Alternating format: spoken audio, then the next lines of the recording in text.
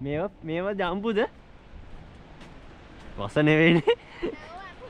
ඇඹුල්ද? අද වහිනවනේ අප කොහෙටවත් යන්නවත් ඉදියන්නේ. ඒකේ නාසාවට ඇවිදින්න වන්නේ නැහැ.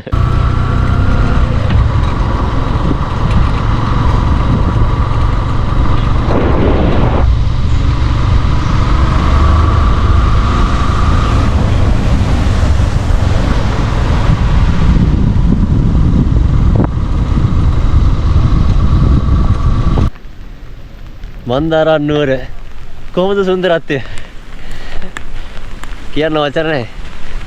පේනවද? දැන් මම ඉන්නේ මේ මන්දාරම් නුවර view point එකේ. වටේ මීදුමේ වැහිලා තියෙන්නේ. කිසිම දෙයක් පේන්නේ නැහැ. බයික් එකක හරි වාහනයක යනවා නම් අනිවාර්යෙන් හෙඩ්ලයිට් ගහගෙන එන්න. මොකද මේ තරමට පේන්නේ නැහැ. කොහොමවත් පාර පේන්නේත් නැහැ. වහිනවා. හොඳටම වහිනවා. දැනුත් වහිනවා. පේනවනේ? තෙමිලේ ඉන්නේ හොඳටම. ඇත්තටම වැස්ස නැති වුණා නම් මාර ලස්සන view එකක් වෙන්නේ. තව ටිකකින් මාවත් පේන්නේ නැති වෙයි. මොකද ඒ තරමට මීතු. බලන්න කොහොමද?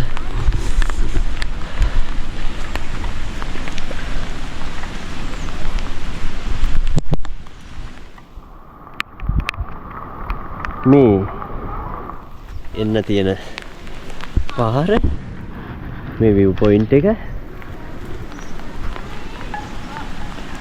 ඔය තියෙන්නේ පහළ පේන විදිය. මෙවුලනවා ඒ තරම් සීතලයි. හැබැයි ඉතින් මේ වැස්සේ සීතලත් විඳගෙන වැහි මන්දාරමත් එක්ක අද ඉන්නේ මන්දාරම් නුවර. හොඳයි. අද වගේ ගමන් සගියා අපේ ගයන් මල්ලි මොකද වල කියන්නේ හිතෙන්නේ විතර. සීතලයි ඉන්න බෑ. මේක මන්දාරම් නුවර ඉතින් අම්මෝ වහිනවා අපි හිතුවේ නැති විදිහට. ඒත් අපි සීතලේ මාව උඩට බලන්න. මේ අපි ඉන්නේ කොහෙද දැන්? දැන් මන්දාරම් නුවර view point එකේ ඉන්නේ මේ. අපි ඉන්නේ. මේ මාර ලස්සනක් තියෙන්නේ. ලස්සනයි පේනවද? වතුර බේරනවා වේ. සීතලයි ඉන්නත් බෑ. සපත්තු වල වතුර එකයි. මේ මීදුම පේන්නේ නැත්තර පහළ පේන්නේත් නැහැ. හැබැයි මාර ආතල්ලක් තියෙන්නේ.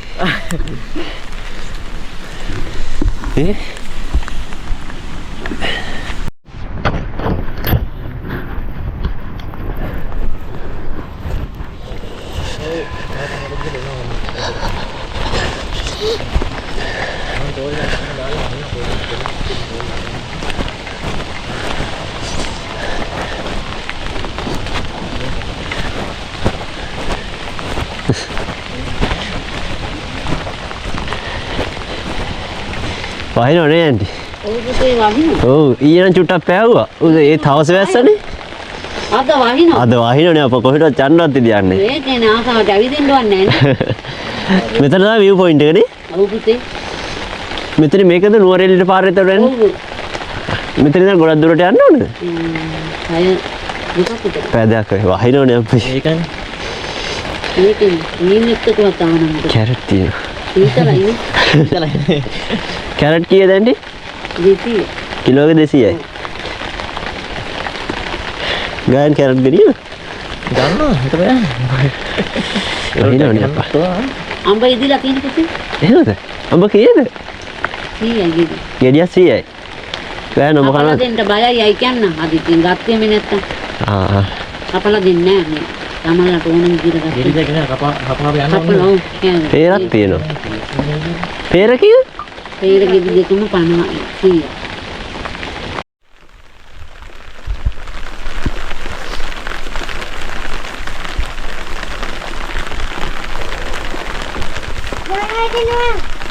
එපා යන්න.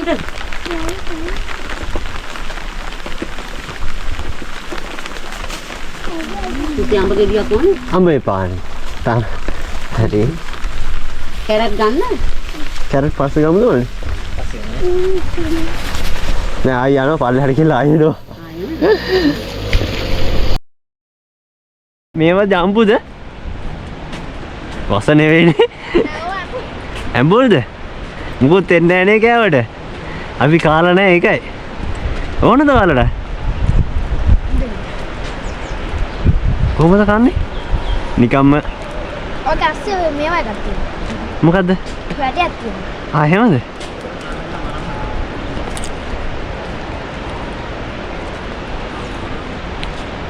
රටත් උනද? Thank you. Bye. දැකලා තිබ්බේ නැහැ මේ ජම්බු වර්ගේ. කනද? එහෙමද? ඔය කොහෙද ඉස්කෝලේ? මම ගල්ලා ඉස්කෝලේ. මෙහෙ මොනවද මල්ලි තව බලන්න තියෙන්නේ? දියාල තියෙනවා. මෙතන කොළපත නැල්ලනේ. කොළපත නැල්ල. view point එක තියෙනවා. කොතෙන්ද යන්න තියෙන්නේ මෙතන පහලින්? අර මේ සුදු පාට වෑන්නක් වගේ යන වෙන්නේ. ආව්. අතන කන්ද ඉන්ටර්නෙට්. අර යන්නේ. අර කන්ද තියාගන්න මීදු වෙන්නේ. ඔව්. ඔතෙන්ට ගියාම view point එකක් තියෙනවා. හා හා. ඔතනක් තියෙනවා.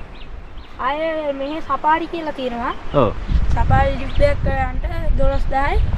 තව දියල්ලා තියෙනවා මේ හරි. හා. මේ හරිය තියෙනවා. ආයේ අත්තන පෙන්නනවා. ඒ සපාරි ජිප් එක යනවා නම් අරක පෙන්නනවා. තව view point එකක් තියෙනවා. ඒක පෙන්නනවා. දියල්ලා පෙන්නනවා. එයාලද? සෆාරි ජීප් එකෙන්ද? මේ දියල්ල නෙමෙයි. හා හා. මේ කබරගල් දියල්ල කියලා එකක් පෙන්නනවා. මේ කළු පාලම කියලා එකක් පෙන්නනවා. චීනු වල ඇල්ල කියලා එකක් පෙන්නනවා. හා. ඒ ටික තමයි මෙහාවත් බලන්න පුළුවන් නේ. ඔව්. සපාරි ජිප් කොහොමද මේ දවස්වල වහිනවද? මේ දවස්වල 10 වෙනකම් උඩින්ම තියෙනවා වුණා. උදේටද? ඔව්. ඊට පස්සේ වහිනවා. ඔව්. දියල්ල ගියාද? දියාලට ගියේ නැද්ද යන්න ඕනේ. උණල්ල ඇති. කූඩල ඉන්නවද? උණල්ල. අර සත්තිය පල්ලයට එනවනේ මැස්සට. ආ. සත්තුන් වෙල්ලා එනවා. නාන්නත් බෑ සීතලයි නේ. නහනලා අපිට නම් පුළුවන් කියලා. ඔන්න ඉතින් මන්දාරම් නුවර ඇවිල්ලා ජම්බු හම්බුණා. බලන්න මේ පැත්තේ මිනිස්සු කොච්චර හොඳද කියලා. ජම්බු ගෙඩියක් කනවා දැක්ක ඊට පස්සේ මේ කතා කරලා මේ කඩලා දුන්නේ.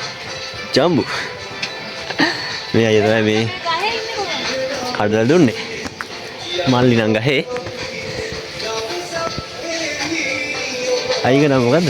පන්ජි. පන්ජි අය තමයි මේ මන්දාරම් නුවර අපිට ජම්බු කඩලා දුන්නේ.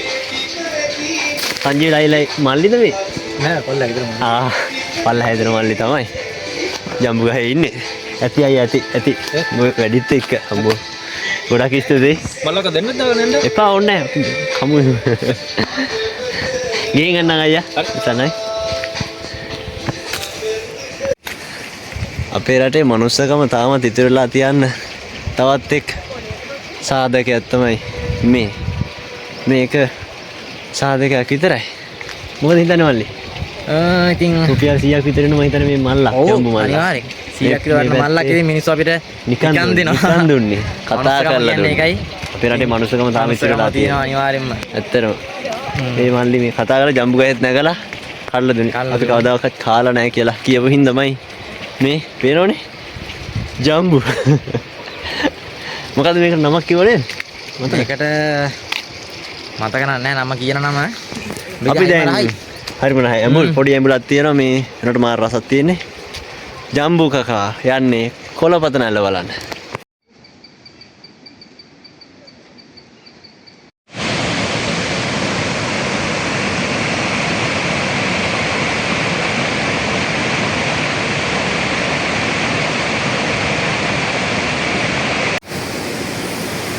අයිබෝන් මම හිරු.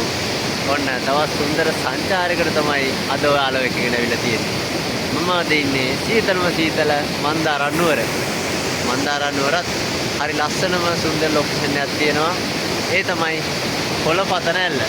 දැන් මම මේ අවිල්ලා තියෙන්නේ කොළපත නැල්ල බලන්න. කොළපත නැල්ල බලන්න යන එන්ට්‍රන්ස් එකේ ඉඳලා කිලෝමීටර් එකක් විතර ඇතුළට යන්න ඕනේ. බලන්න මේ සුන්දරත්වය. මෙන්න මේ සුන්දර මාවත දිගේ තමයි මේ සුන්දර දියැලට යන්න පාර වෙන්න තියෙන්නේ. අපි යමු කොළපත නැල්ල බලන්න.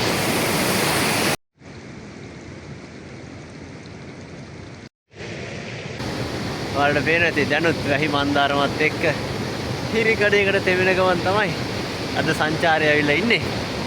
මම ආවේ මන්දාරම් නුවරත් කොළපත නැල්ල බලන්න තමයි දැන් මම ඇවිල්ලා තියෙන්නේ. මේ මෙතන පොඩ්ඩක් පහලින් තමයි අර ඔය ටිකට් කවුන්ටරේ තියෙන්නේ. රුපියල් 75ක ටිකට් එකක් ගන්න ඕනේ කොළපත නැල්ල බලන්න. නිකන් යන්න බෑ. ඒ වගේම හරි සුන්දර දියැලක්. මේ දියැල පෝෂණය වෙන්නේ පිදුරුතලාග රක්ෂිතෙන් තමයි මේ සුන්දර දිය දහරාව පෝෂණය වෙන්නේ. එතනින් පහළට ඇවිල්ලා බෙලිහුල්ලෝය දක්වා පහළට ගලාගෙන යන්නේ. මෙන්න මේ සුන්දරු දිය දහරාව.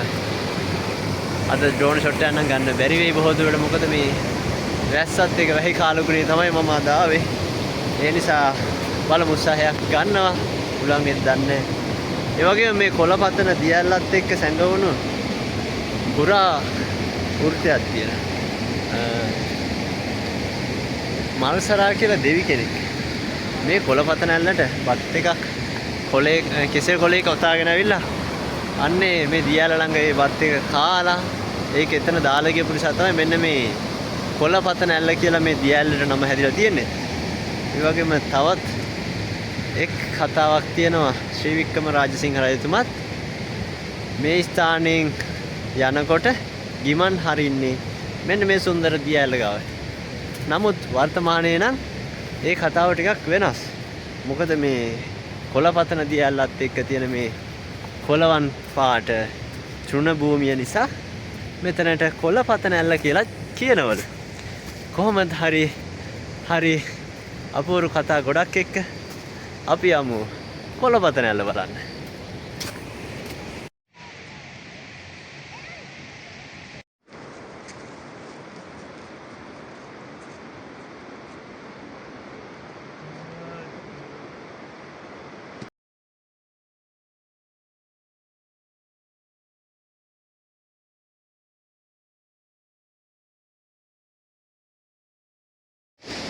ඔන්න ඉතින් සුන්දර කොළපතන ඇල්ල ළඟටම ඇවිල්ලා තියෙන්නේ.